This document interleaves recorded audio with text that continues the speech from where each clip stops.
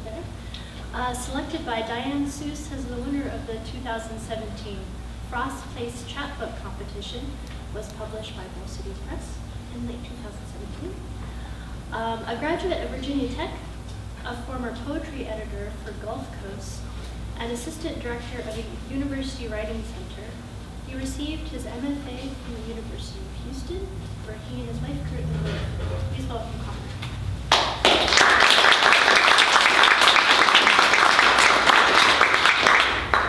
Hey y'all, thanks for coming out on your Sunday and not stoning me as a Houstonian in Austin.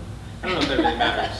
You guys care about that. In Houston, we're pretty worried about how uncool we are, so we have to talk a lot of shit about Austin. So forgive me. It's really good to be here with Karen and Michael and Malvern. So I'm going to read a couple poems from this book. And I guess before I get into it, just quickly, Henry Kissinger, are we all relatively familiar? Yeah, okay. For those who are not, he was Secretary of State and Director, National Security Advisor for Nixon during Vietnam, and kind of just a huge asshole. Said this is about my romantic relationship with Henry Kissinger. This is called the Dow of Henry. Spend years in one spot on the hill so the wind cannot reclaim it. The wind that grabs at the space in your chest. Your heart gives up, then takes back. Gives up, then takes back. Keep your boot on the throat of the season. With your good eye, dare the horizon to shrug. This one's called A Short History of Operation Condor.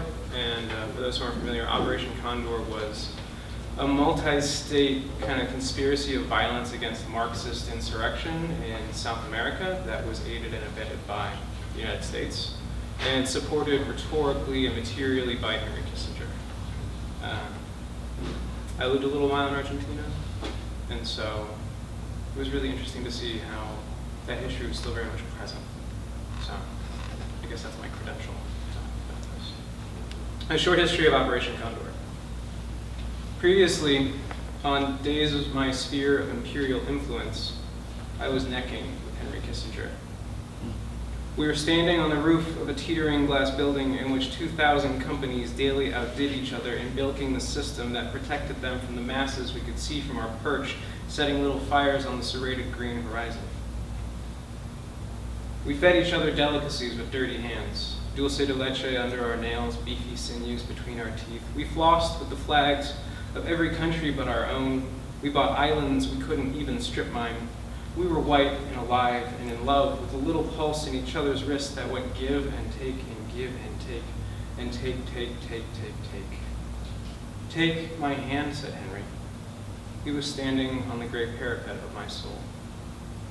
I couldn't tell if the heat I felt was the chlorine he poured into my ditchwater eyes or the masses combining their cook fires. I gave him my hand, and from each of the fingers he lopped off with the Damascene machete sprang a smaller, whiter, shrieking hand. They latched onto his, and there we were, together doing what I called falling, what he called curb stomping air. So obviously this all really happened. It obviously didn't really happen. I'm going to read a poem called Henry Patz's Heart for Emphasis, and the title comes from the epigraph of the book, which is kind of what spurred one of the three large grades that kind of spurred me into writing this. If you don't care, too bad, I'm going to tell you. So Henry was interviewed by a journalist in the early or late 90s who had just before that interviewed Robert McNamara. Robert McNamara was the Secretary of Defense when Henry was the Secretary of State. And so they, worked together during the Vietnam War. And McNamara, later on in his life, for those of you who don't know, he was very remorseful for the role that he played in the Vietnam War because, it didn't go very well for a lot of people, to put it mildly. And so, that's pretty common knowledge at this point. And Henry apparently knew that. And when he heard that this reporter had just spent time with McNamara, he started to pretend to cry and beat his chest and say, "Oh, McNamara, is he still going on and on about that?" Which I kind of couldn't believe when I heard that. To hear from him that he had absolutely no remorse for any of the crimes that he had committed or been complicit in. So I found that to be absolutely appalling. And as a young man recently married, wanting to start a family, I'm curious about what it is to be a man, an American man in the 21st century. And Henry Kissinger is kind of the exact antithesis, I think, of the kind of man I want to be. So that's kind of where this book comes out. I figured the best way to do that is to have a lot of romantic engagements with him. So, Henry pats his heart for emphasis, which implies he has a heart. I wonder what it looks like. If it swivels behind and blanches white the sawtooth wire fence of his bones. If it mutters to itself at night, upset by coups planned late, worrying that it left the serial numbers on the machine guns. I hold his x-rays to the moon's blue light. A piece of black fruit hangs left of center in his chest. I've heard something walk around inside him with measured steps that sound like the distant thumps of cities being brightly pacified. And this can't be it, though Henry swears it must be. That shadow, like a misshapen pineapple grenade. Each beat is an explosion shredding, he says. The darkness death improvises its little bombs in. But all I see is a low-light photo of a bird cage with a shriveled apple wired to the perch. Because I think of his body as a kind of orchard, each thumb a pear too timid for the wind or branch to hold. Because to me, each beat's so sweet, it's overripe, falling separated to the earth, which absolves it of its rotting by consuming it.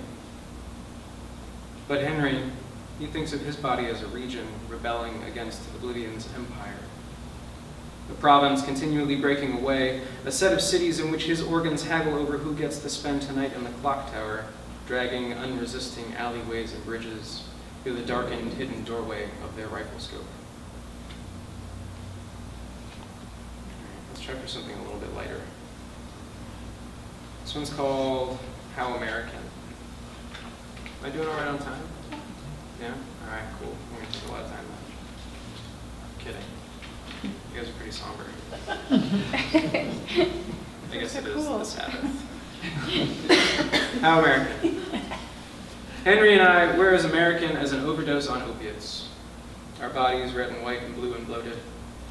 American as rural poverty and tort law, fingers lopped off by gears that move fast as the cruise missile in his living room. We take turns straddling like a Mustang, whispering hoarsely, ashes to ashes, lust to lust. We preach from his porch the gospel of metempsychosis, of the transubstantiation of money into status, and below us a horde gathers the centavos we hurl like confetti from a black metal parade. Sunday date idea, he proposes. We get the pure transactional tramp stamps together, Gothic script. How I love him. Because he loves me, because I'd accuse no one but myself for the nights drunk men have shaken me down for sex. Because when my friends get shot and surgeons lift their blistering, ruined viscera out of their bodies like fruit too holy to be anything but burned, I want more, not fewer guns. More, not less savage ammo to ram jagged knives of light into the darknesses of the body. I'm just trying to be honest with you. I am striving towards a whiteness that's translucent, and Henry, he says he can already see through me. He says he knows that when I cower under his upraised, liver-spotted hand, it's because I've already done something wrong, that deep down I know why I deserve this. I lied, that wasn't much lighter, I'm sorry. I'll try to find something a little lighter. I'll be honest, there's not a whole lot of light stuff in this book. It gets a little dramatic, but the state of 21st century white masculinity is in serious crisis, so I'm trying not to sugarcoat too much of it, I guess. This one is called The Many Other Cars of Henry, after those bumper stickers that say, oh, my other car is the Millennium Falcon. You guys have all seen those, right? Yeah. It's my attempt at levity. The Many Other Cars of Henry. An eagle bald and throbbing. The condom god slips off and tosses just behind him on the steam-slick bathhouse floor.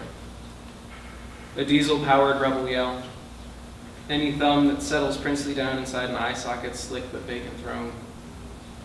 The red horse of his voice that as it crosses all these promises off the register of silence foams whitely at the mouth, sand clogging up the froth. The piercing shriek a pig lets out when you ram it in the chute, which, by the way, Henry wants to pierce our tongues with, a fetid bit of terror on our breath, a whiff of death to keep our taste buds honest. We drive over volcanoes, sinkholes, tectonic cataclysms only he can see, because he does not think in minutes, hours, days. He sees in eras, the mountains shrinking under their burden of air, the glass cities hollowed out by winds and worn down to inoffensive burnished nubs. He is a telescope. It takes me thousands of nanometric shifts to aim precisely at the darkened stall of night, where I idle, gagging on the fumes of waiting, staying ready, because like Henry, to gain a millimeter on my opposition, I'd incinerate a yard. So Henry did not respond when I sent an email that said, "I've written this book about you." I remain disappointed. I read, for any of you who really don't know how much you dislike Henry Kissinger, there's a really great book out there by Christopher Hitchens, noted atheist and essayist, also unfortunately dead, called The Trial of Henry Kissinger. It's really good in a kind of like awful, masochistic, geopolitical way.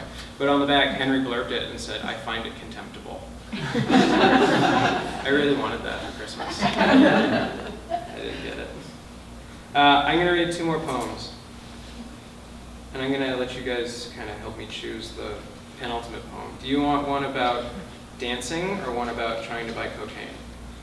Cocaine. See, that's what everybody always chooses. I'm never going to read this dancing poem. How about a dance? I appreciate it. Unfortunately, you're not going to get it. This is not based on a true story. Henry has a yen and asks if we can finance terrorism tonight. He asks if the white lady is dancing. Little chicken, our lank-haired dealer, holed up in your hostel a few blocks off the square, where couples tango for a couple crumpled pesos dropped into a velvet black fedora. He wants to know if tonight you found the searchlights pulverized and glittering and bagged into galaxies the CCTV camera probes for with boxy, glassy eyes. We'll never ask you where it comes from, or if you've cut it with laxative or dish soap, talcum powder, a dash of salt, or maybe flour. We like the game of tasting how you've tampered it to meet the lengthy needs of rent and food and next week's key. And anyway, when we rub it against our numbing gums, we don't want to think of militias in the jungle, their dreams of Simon Bolivar in cobbled streets chest deep in capitalist blood, our heads bobbing toward the ocean like the first boats of a swollen fleet of trash-filled plastic bags. The only cost we care to know is cash. How many purple bills you need from us embossed with the heads of buried bloated statesmen, whose names we pronounce like esoteric cuts of meat. Bojito, call me Condor. Little chicken, where's our fix? I should have mentioned, the $100 bill, or 100 peso bill in Argentina is purple. You guys are pretty smart though, so I can figure it out. This is called Vulgar Luxury It Is to Be. If you don't like relatively graphic depictions of chicken slaughter, recommend absenting yourself. This one is based on a true story, but Henry wasn't there. I summon up the vulgar luxury it is to be a chicken, dawdling along the fenced-in yard and shitting willy-nilly everywhere. It doesn't make it easier to kill this chicken, but I do it. Wrench the head back, slit the jugular, saw roughly through the windpipe. I squat and watch the blood drip into the bucket, the body shuddering like a preacher whose tongue got caught in the electrical socket of God. Thrashing in the kind of ecstasy that believes the darkness is just another crease in a cupped enormous hand that carries all of us like water, rare and liquid through the dryness. Today I am that hand. And I say someone folded love into the blade, that the appetite which drags it back and forth is a sacrament even this chicken knelt to take. I need to believe that I am owed this, that salvation can be willed. Thanks, all.